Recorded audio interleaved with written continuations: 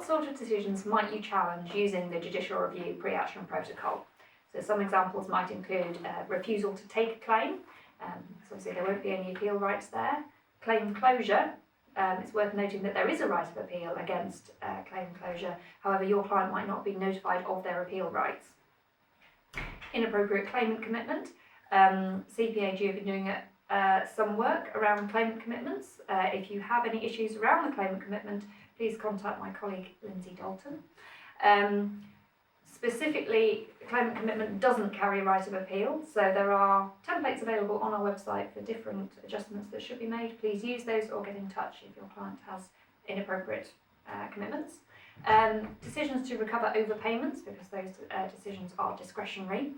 Any kind of discretionary decision, so most easily identifiable when the word may is included in a regulation, that will indicate that the decision is discretionary and won't therefore carry a right of appeal, and judicial review is then an appropriate way to challenge that. You could challenge the level of a deduction from benefit, again something else that CPAG is doing some work on. We are in fact looking for cases about deductions from universal credit.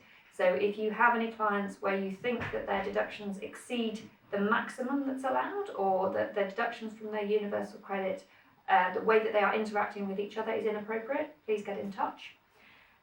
You could also challenge, so the refusal of a discretionary payment. So that might, for example, the most common one of those would be a discretionary housing payment, and that challenge would go to your local authority rather than to the Department for Work and Pensions. You might also challenge the refusal of benefit because the incorrect criteria have been used. Now, the refusal of benefit is obviously a decision on entitlement, and that does carry a right of appeal, but it's whether the right of appeal is an effective remedy in those circumstances where your client has been refused benefit and might have no other income.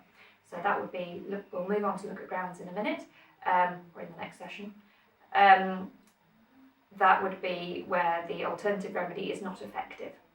So on what grounds might you challenge a decision using the Judicial Review Pre-Action Protocol?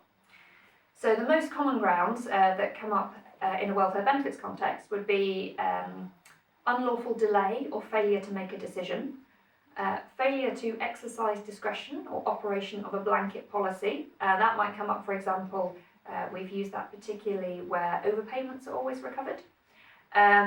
Failure to follow the law or to follow own guidance.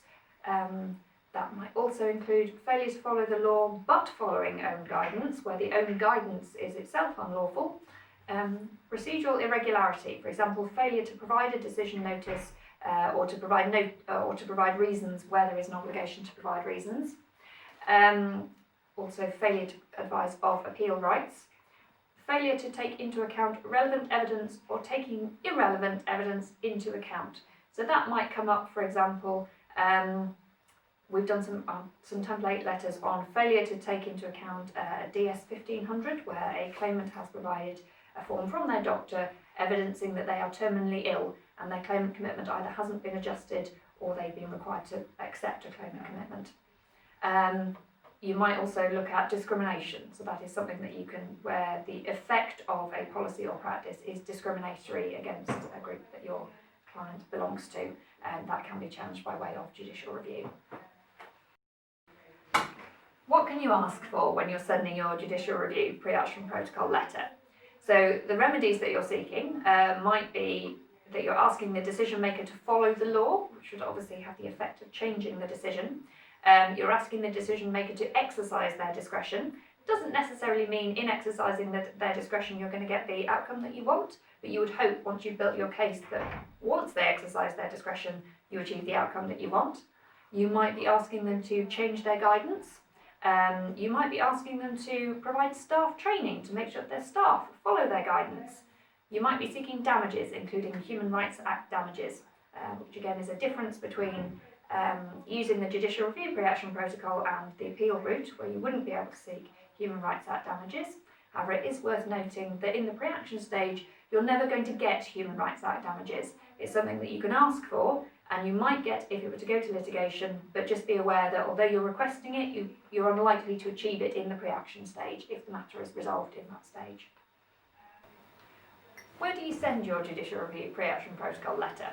So in front of you are the addresses for HMRC and the Department for Work and Pensions. So you're sending them to the Government Legal Department at Caxton House or to the Solicitor's Office for HMRC.